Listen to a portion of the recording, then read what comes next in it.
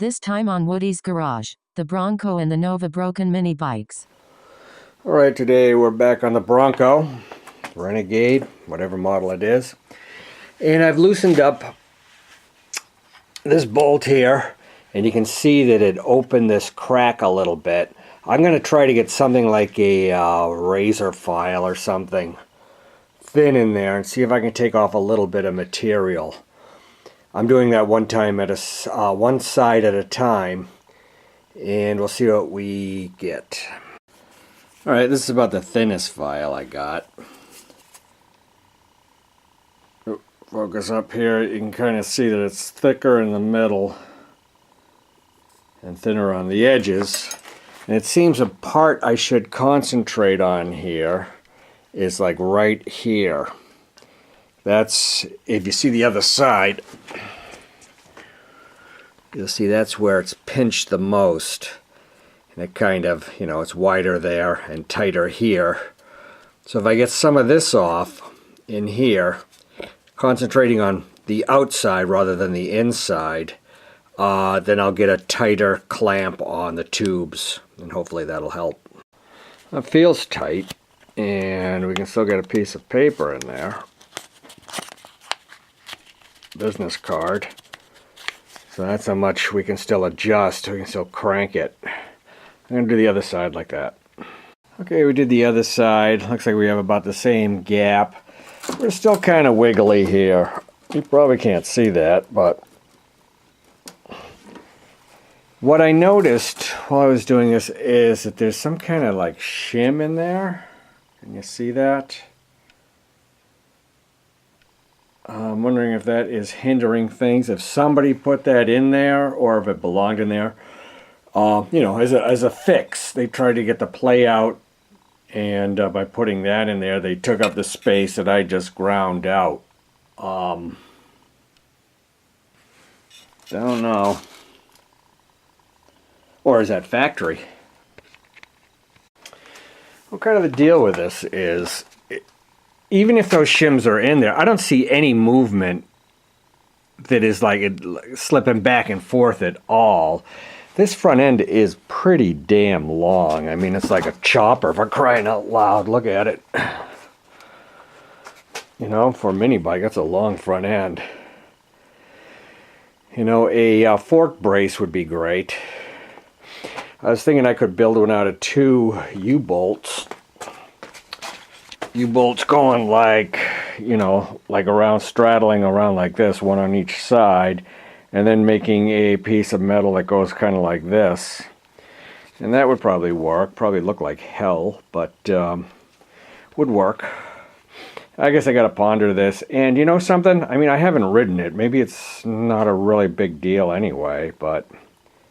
And I still have my bushing situation in the front wheel not optimized. I mean, I think I got a little too much space because the nut's not all the way flush with the end of the bolt, the axle. Okay, I want to take a look at this sprocket, really, because as far as running it like a Tecumseh with a 12-tooth clutch, the thing's just going to sit there. It's not going to move with this. I need a bigger one, so I remove those 4 bolts, and I'm not quite sure how this comes off, like that. Okay, well, there's a rubber plate, much like a motorcycle. Look at that. Huh? With a, almost seems like, yeah, you got to use this one. You know? So it seems to me like it's going to be, you're going to need a jack shaft or something.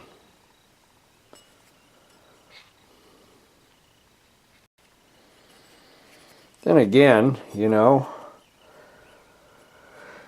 if you drilled out holes that you could put things like this in, maybe even these pop out.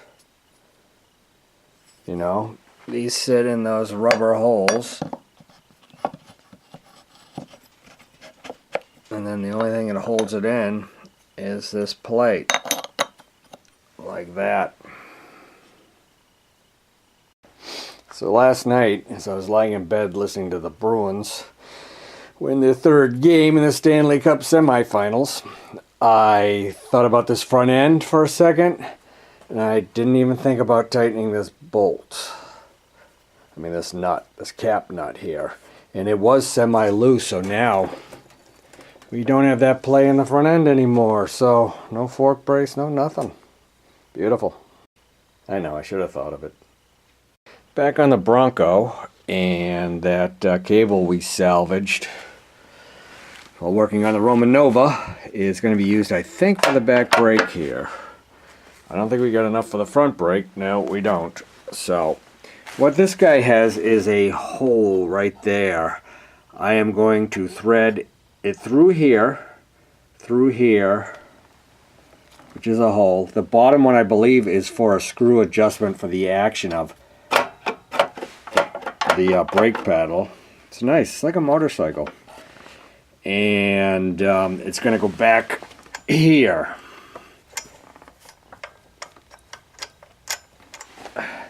Which I assume this has a hole in it. Yes, it does. Okay. That's the plan. Yeah, custom cable. Cut to length, and then with that Bell cable kit, it had the chrome ends, so that'll work nice. Well, this is what we got for our cable stop. It's got a nice hole and stuff in it, but you'll see that there's no nut, bolt end on this. It's just supposed to sit in there and oh, hang on, I think this is usable. I was thinking it wasn't usable because it's just spinning in the hole, which made a little bit of a bitch to get it out of there, but if the cable's going through it, then that'll hold it. So pardon my stupidity. So this is what we got.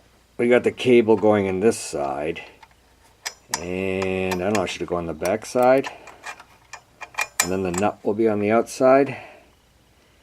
That's probably better. Let's do it that way.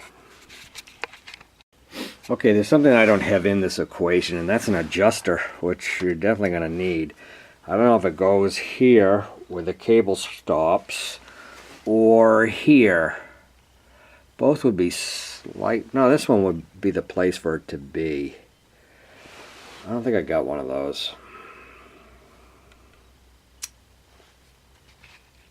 And another thing I've noticed with this is that there's no way to have a handlebar lever initiate the rear brake. So this bike definitely had the motorcycle type engine on it, because the left side would be for a clutch lever and not for a brake on the handlebars. So for front brake, we got these levers. I bought these on Walmart's site. They had to be shipped to me, but they were like, you know, $6 something. $7, under $7 for a pair of them, you know, and I like them because they're shorties and they're really good for mini bike. So we'll see if we can get a front brake hitched up anyway. And what we got, sorry it's a little dark down here, is kind of the same setup on the back. Cable's going to run through here. It's going to hitch up and get pinched in here.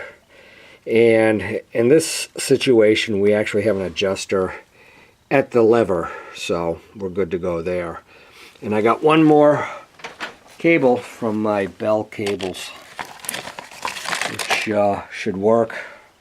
And probably, well, look at the end of it. I don't know, that'll probably fit in there, one of those in here. We'll find out. Okay, I just learned something about these cables. I guess the cable set has 2 brake cables and 2 gear shifting cables. Now the gear shifting cables has these strands that come out at the end of the cable, and they're not as strong as the coiled type of casing inside. Now I've been trying to cut this off straight for a while, and I've used the Dremel cutoff wheel, and I've gotten it cut off. But when you do that, the inside there's a plastic nylon sleeve in there, and that melts, and then the cable won't go through. It's a real pain in the ass. Yeah, and I should be using brake cable for a brake, so maybe I'll wait till I get a brake cable because I don't have one. I got a little too curious to see if this would work. So I got the cable pinched off in there. And it runs right here, and you can see the pedal's pretty high. It should be more level with the peg, but my guess with this setup, it's never going to be like that. But certainly works. And I'll prove it to you. Aha. I threw a metric bolt in here to bring the brake down a little bit, and certainly took that much out of the cable, and it got it, you know, a lot closer to where your foot would want it. Would actually, you know, kind of want it starting about there, but that's where it's fully actuated. So I don't think we're going to get away from that, but I mean, this is better than being way the hell up here. So that's good. Alright, with the fork stop thing, I threw in another bolt. Yeah, it's not optimal, but for now it holds it. I'm just trying to make things work. I'm also thinking about, this thing's going to need a jack shaft. There's no way you can run that little tiny sprocket with a lawnmower engine. It's just going to not go anywhere. So, I had this piece. This was, I believe, off a Baja mini bike that I bought at last year's mini bike swap meet. And it had the front on it that, I don't really want to pull it out of there right now, that would bolt up to these holes here, but I cut that off and I used it for something else, I think the Maverick mini bike. But this is what was left. And it has a place for a sprocket here and a sprocket behind. So the sprocket behind would run to the rear wheel, and this sprocket here will run to the clutch. So with this setup, if the engine will mount here, I can't really tell if it's right or not yet, you would actually be able to change the gear ratios. So I'm thinking this is probably my only way out. I'm not sure how to mount the jack shaft, but that's an idea. Okay, I'm always thinking of like temporary measures to get things at least working. And one for the gas tank is, I just had this thing outside. It's weird, but it fits the hole. The cap that's supposed to go on here has to go under here. It's a very wide, big cap. And then it kind of has stops here and over here. But what I was thinking of is that if I ran a wire around both sides through here, smooth this out, the thread, so that it fits in a little tighter. Right now you got to kind of, you know, push it in like that. But if I drilled holes like here and here, then I could just turn the wires around and it would hold gas in the tank, and it would hold it for a whole damn day easily. Look at that tank for a little mini bike. That would last for like a long time. Maybe you'd drill a hole in the center for a vent. You know? It's not easy on, easy off, but it would work, maybe. Okay, we're back on the Roma Nova today, and hopefully we're going to finish it up today. What do you know? Well, finish it up as far as getting it running and riding and stuff. I have had a problem with that throttle. It just, like, every once in a while it binds, and then you free it up and it's fine, then it binds. So I bought this kit from old mini bike warehouse, and it comes with this. I kind of semi have it assembled here, and that goes on the housing, and it'd be better to show you. Actually, I'll post the picture in the video so you can see how it goes, but these are the parts you get anyway. And we're going to unhitch the old system and put in the new system, and hopefully it'll be simple. I think this is right. The picture that they have does not show this part on here, which is weird. And this has a little coupling inside of there that I should have showed you, but I'm not going to take off now. Okay, we're removing this right here and replacing it with the other one. And it's hitched up to like the governor linkage down there, and it's hitched up with a little spring and one of the Z-bend linkages there. So let's try to get it off. I gotta say, this looks brilliant. So the cable's gonna go in here. There's a little set screw. Allen, they even give you the Allen wrench and stuff like that, so you stuff the cable in here. Of course, I haven't done it yet. And then this linkage hitches straight to the throttle like that. I mean, that is nice. Yeah, no governor, who cares? It's gonna work, it's not gonna screw up. Well, I guess we'll have to prove that to ourselves. And we got the old linkage, which I kind of don't like leaving it hanging there. But I'll tell you what. Well, let's hitch up the cable. I forgot to put on the return spring, so let's put that on. So getting the spring on seems to be a little bit tricky. So I actually added a washer to the outside here. It just seemed too wide open, too slacky, so I put that washer on there. And I had to slip the spring over first. Now, without the washer, you could probably slip the spring over, but I mean, already this thing has tension on it. But I got it to the point that it's in a ways. I'm just going to take the pliers and see if I can, wrap it around that. I probably can. I'm probably making a big deal out of this.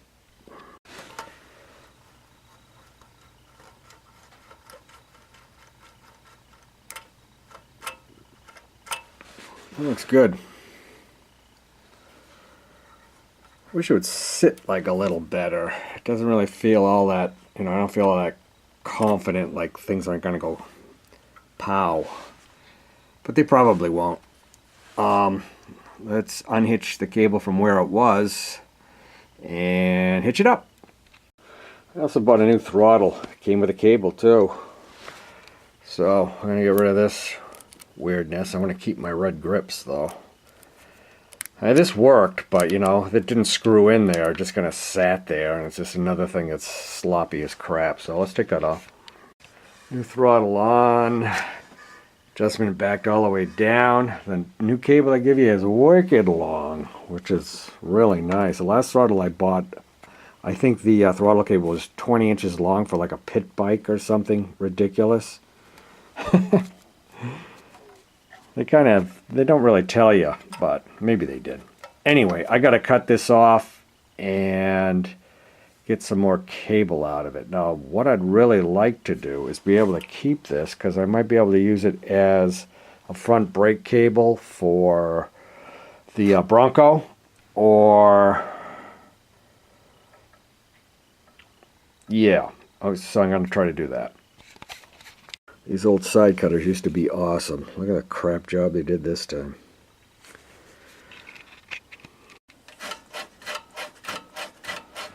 It works great. The mechanism's wonderful. I got to kick myself in the ass for wanting to be a cheap ass and save the cable, cutting it in half. I put this kink in it, which was stupid, which, broke a couple of strands.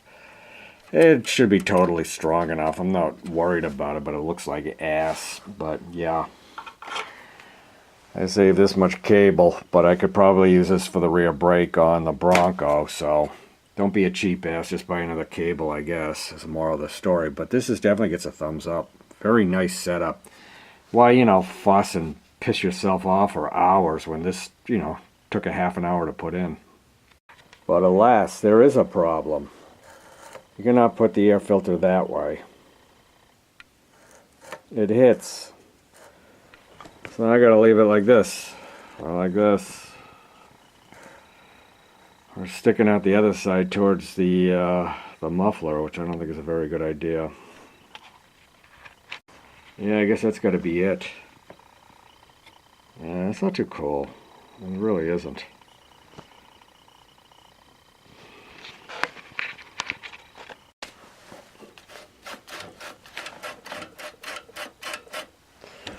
That feels pretty darn good.